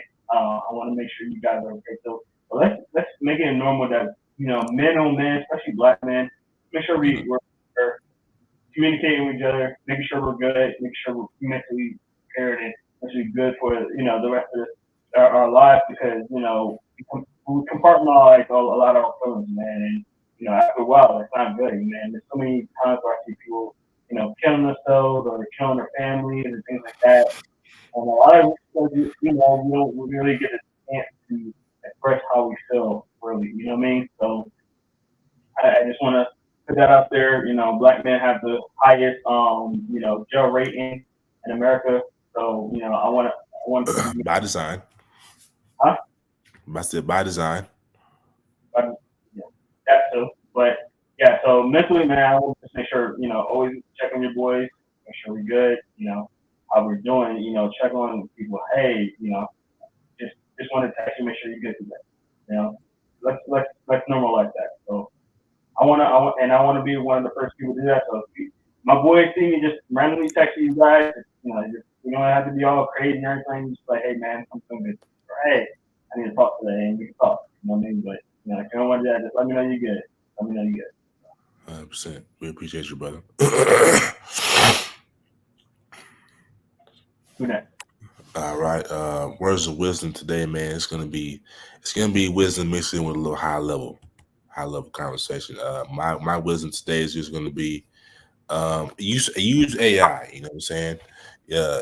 Get on your Chat GPT. Get on your Copilot. Right. You know what I'm saying? 55% of Americans use it on a regular basis, but I think it's really higher. If you really think about it, we've been using AI for a long time. Every time you hit Siri, that's AI, and then more conveniently, I'm sure everybody here listens to Apple Music, Spotify, whatever your streaming platform is. You know what I'm saying? Those playlists that are feeding you those songs that you just like, yeah, man, that's that AI kind of learning what you like to listen to. So let's take that use of AI to a more critical business aspect, right? You know what I'm saying? You're on Copilot, you know what I'm saying? Just kind of feed information, you know what I'm saying? How can I better my business? Where can I go to use AI platforms and edit. I'm saying because obviously we only have 24 hours in a day. We have different things we do that take up 16, so that's half of your day right there.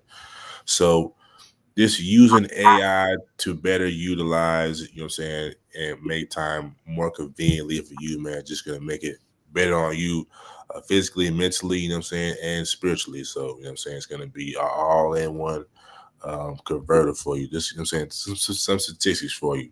25% of 26 to 40-year-olds use a virtual assistant weekly. 29% of 18 to 25-year-olds use a virtual assistant weekly. So numbers are low right now, right? I feel like this is a time where some people are like, we've been hearing about this AI. We've already been on ChatGPT. We're about ChatGPT 5, 6. You know what I'm saying? Don't let the complacency, the comfortability of, you know what I'm saying, this is not new anymore, be a detrimental to you progressing in life, right? You know what I'm saying? We hear all the time like this is gonna take jobs, but use it and let it take jobs out of you, what you do on a day-to-day basis. Everybody's got a business, everybody's an entrepreneur mindset, has an entrepreneur mindset, which is a good thing. But let's use it and make it work for us, man, and not have a fear. Let's turn our fear into prosperity, you know what I'm saying, generational wealth. Us as a race, I'm sure everybody, we have all walks of people watching this, but let's just use this as a way to get ahead, everybody get ahead. So when that time comes, when the robots come in and take a job, you can sit back like this. I ain't even tripping because I got mine, you know what I'm saying? And I'm giving this game out to everybody. So, you know what I'm saying? It's apparent to your mindset. I'm getting my information, not the statistics. I got my information from my own research, but Earn Your Leisure, the buzz that EYL Earn Your Leisure as an Invest Fest coming up in August. You can get your tickets. I'm going to try to get my tickets. It's going to be an advancement of a wealth and bevy of knowledge. So definitely tap in, use AI, even if it's just a little ChatGPT a day, just asking the questions. But I just want to put that out there, man, because I feel like it's going to be vital in the next 2 to 3 years and beyond.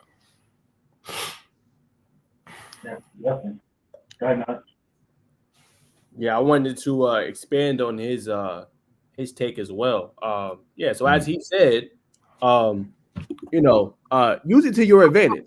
As you guys can see, I'm very up on game. I said, can you test my Spanish if it's advanced? Sure, I'd be happy to test your Spanish skills. So look, this is me talking to AI, as you guys can see.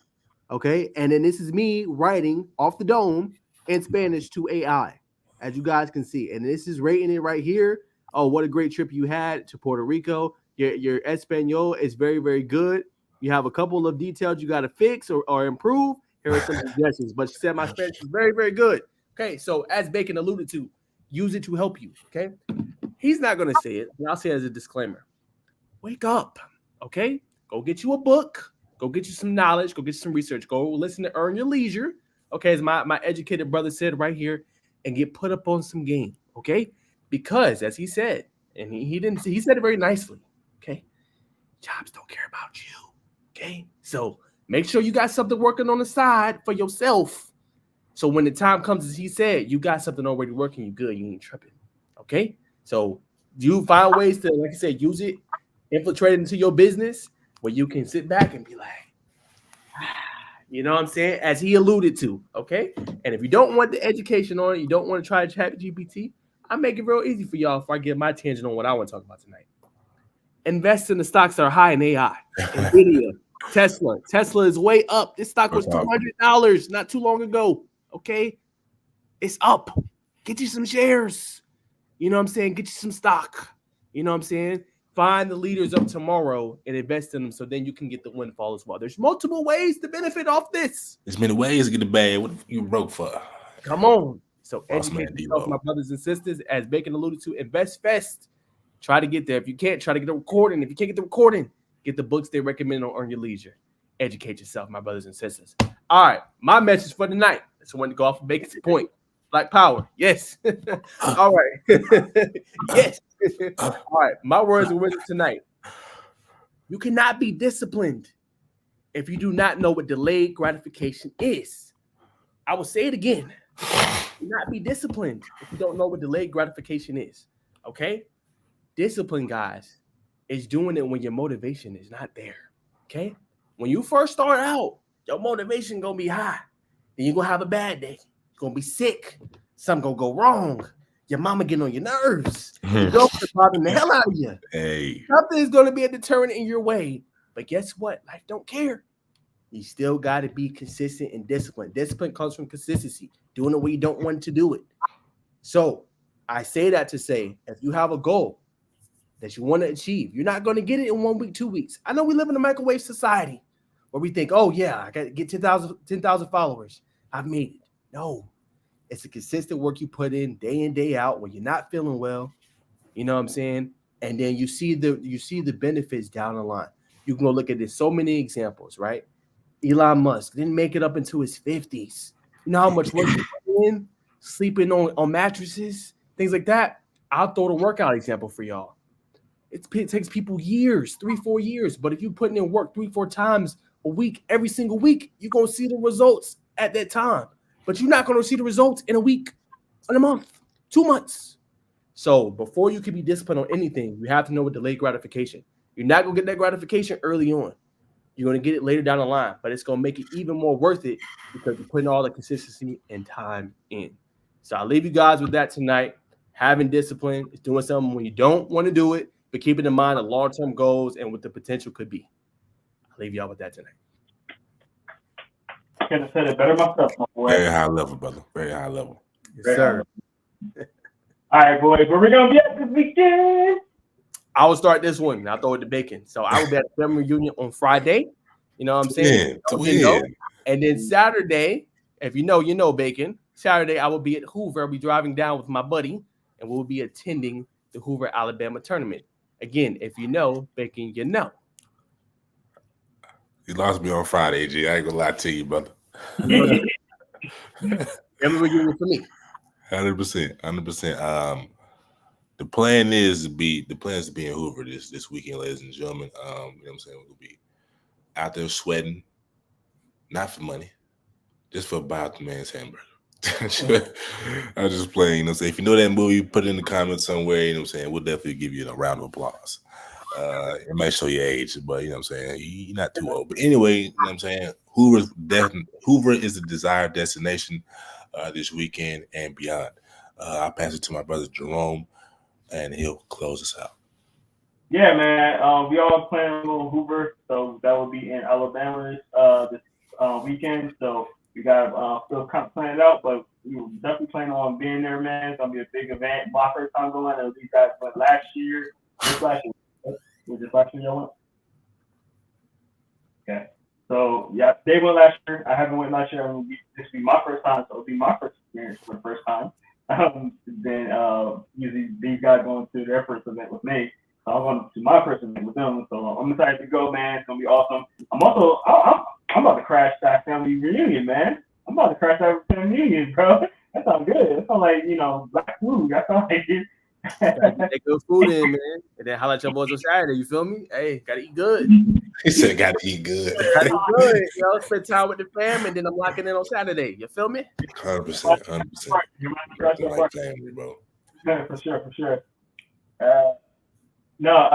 If you have seen the beginning of the show, Dante will not be on today. Jonte, sorry.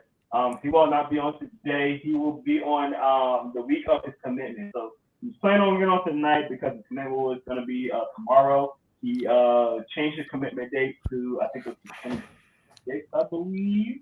27. So he wants to get on right before then. So we're going to plan it out, guys. But we do apologize for him not being on. But I appreciate y'all definitely supporting and, allowing us to still talk basketball and football with you guys. And make sure you keep checking us out. We will have more guests on, but at the end of the month, we'll have Mr. J get back on right before his commitment. So it was kind of a last minute thing, but definitely going to have him on later. So I appreciate y'all getting on. Before we get off, man, I see 121 people in here live.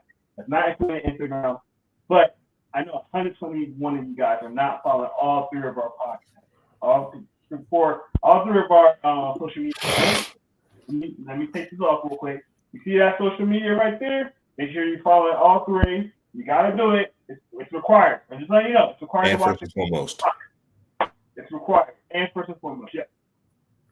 On Instagram. So make sure you go follow all those as soon as you can, because my boys are gonna get up there. We're trying to get them right to the line. Put in the comment section that, hey, I'm following all three. I want to see it. I want to see that ramped up. So I want to see, hey, I'm following all three on Twitter. I want to see it on Instagram. So if you're watching live right now, please do that. Put that in there. We'd love to see that number go up for my boys. So I appreciate that. And again, we want to thank Phenom for sponsoring this video. Get your Phenom gear. You see right there, we got the mouthpiece, the Hex Flow 2.0, give you a lot of airspace right in there. So right above where Bacon is, point out for me, Bacon. There's a promo code. You get 10% off right there to get all gear on there. Again, PhenomEliteBrand.com. Look good before the season, man, and feel good. Look good. You play good. You feel good. You score good. You know what I mean? Then you can do all those dances in the end zone. You know what I mean? So let's get it going, man. Hey, what was that? The cha-cha? Hey. Oh, yo, somebody need to bring that back. I know Mr. Cruz used to do it all the time. Somebody need to bring that back. That was smooth, though. That was smooth. Yeah, you're right. So I'm gonna let Naj break it down because I always mess it up, and I think I feel like I'm gonna mess it up tonight. So I'm gonna let him take over. All right, y'all. So we appreciate you tuning into another episode of the First and Foremost podcast. We not only give you the spiel, we keep it real. Stay tuned to the most authentic podcast on the planet. Where players, you can come and be yourself, tell your story in a fun, authentic way. And where we give you the hottest and latest breaking news with the 3-man weave. Best segment on the man. Now, we hit the gridiron. We out. Peace.